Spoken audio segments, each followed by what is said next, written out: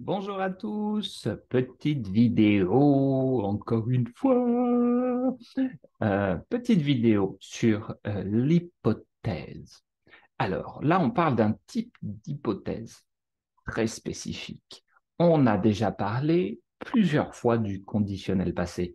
Si vous n'avez pas regardé les vidéos sur le conditionnel passé, allez-y tout de suite. Nous avons parlé du regret, nous avons parlé du reproche et nous avons parlé de la rumeur au conditionnel passé. Ce sont les trois étapes logiques.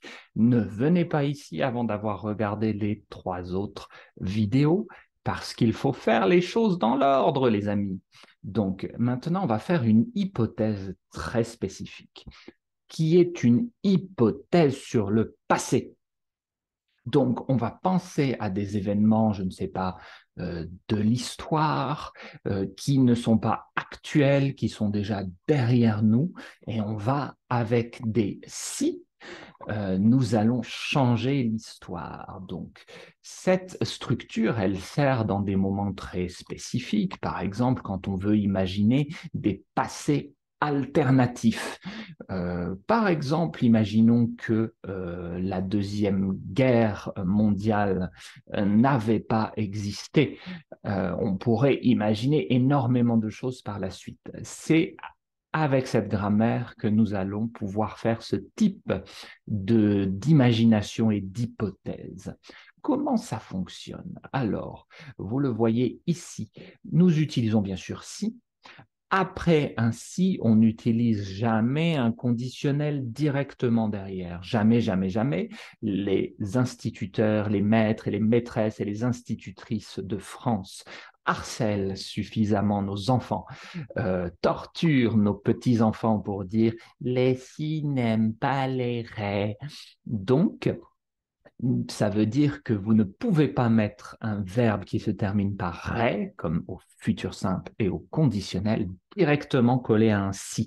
Ces verbes, ils arriveront dans la deuxième partie. Par la suite, si ensuite, on va utiliser un plus que parfait. Je vous rappelle que le plus que parfait est le temps pour parler d'un passé encore plus lointain. Donc, par exemple, j'avais été, j'étais monté, j'avais fait, etc. Tout ça, ce sont des plus que parfaits. Donc, si avec un plus que parfait. Ensuite, dans la deuxième partie de la phrase, on va effectivement pouvoir dire notre sujet, je, tu, il, on l'a ici, le petit sujet, et puis on va mettre un auxiliaire et un verbe au participe passé. Mais attention, Xavier ici n'a pas écrit suffisamment de choses. Il a écrit un auxiliaire, mais il n'a pas écrit que l'auxiliaire devait être conjugué au conditionnel présent. Je répète, l'auxiliaire, être ou avoir, est conjugué au conditionnel présent. Donc, par exemple, pour être, ce sera je serais, tu serais, il serait, nous serions, vous seriez, il serait. Pour avoir, j'aurais, tu aurais, il aurait, nous aurions, vous auriez, ils auraient. Voilà la conjugaison de être et avoir au conditionnel présent. Donc, on va mettre cet auxiliaire ici au conditionnel présent et on va ajouter le verbe au participe passé. Le verbe au participe passé, c'est exactement comme le passé composé. Donc, il y a une façon assez simple, il y a une façon assez simple pour vous en souvenir. Vous pensez au verbe au passé composé, par exemple, j'ai fait, et vous changez simplement l'auxiliaire. J'ai fait devient j'aurais fait. Oh, oh, je suis allé devient je serais allé. C'est très facile. Il suffit de connaître la conjugaison de nos deux auxiliaires au conditionnel et de changer ça. Le verbe, lui, reste identique au passé composé. Et bien sûr, quand vous regardez une vidéo sur le conditionnel passé, c'est que vous maîtrisez déjà vraiment, vraiment, vraiment bien le passé composé. Si ce n'est pas le cas, faites-le. Vous ne devez pas vous occuper de cette grammaire, vous devez vous occuper du passé composé. Voilà. Alors, parlons un peu du type d'hypothèse que nous pouvons faire. Alors ici, il y a un fabuleux visage de Xavier totalement modifié.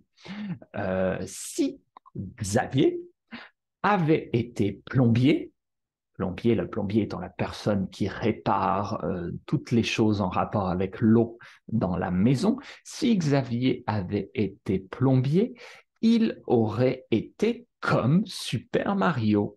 Si Xavier avait été plombier, il aurait été comme Super Mario. Voilà une jolie supposition. Deuxième petite hypothèse, puisque là, on a une hypothèse avec l'auxiliaire avoir. Hop, on va en faire une autre d'ailleurs, également avec l'auxiliaire avoir, je remarque. Si Xavier n'avait pas été mon professeur, j'aurais travaillé plus dur. Bon, je dis si Xavier n'avait pas été mon professeur, j'aurais travaillé plus dur, mais la réalité, c'est que Xavier ou un autre professeur, effectivement, ça vous facilite les choses. Vous pouvez bien sûr tout faire tout seul dans la vie, mais ce n'est pas aussi facile. Voilà. Ensuite, regardons un peu cette superbe image. Si le pont du Gard, puisque le pont du Gard est un monument en France, avait été construit sur une autre planète, il aurait été comme ça. Eh oui, j'adore m'amuser à transformer les grands monuments d'architecture en France. Si vous n'êtes pas allé au Pont du Gard ou si vous prévoyez un voyage en France, allez voir le Pont du Gard. C'est vraiment super. C'est un des grands monuments de la France. Ensuite, si Super Mario, puisque nous sommes dans une thématique Super Mario, avait été français, il aurait été comme ça. Waouh! Là, il porte bien les couleurs de la France. Et voilà, les amis, n'hésitez pas à pratiquer les hypothèses, inventer des passés absolument merveilleux, inventer des passés sans guerre, des passés sans colonisation, des passés où l'Empire romain aurait été éternel, je ne sais pas, un passé où des millions de ponts du Gard auraient été construits. À vous de jouer.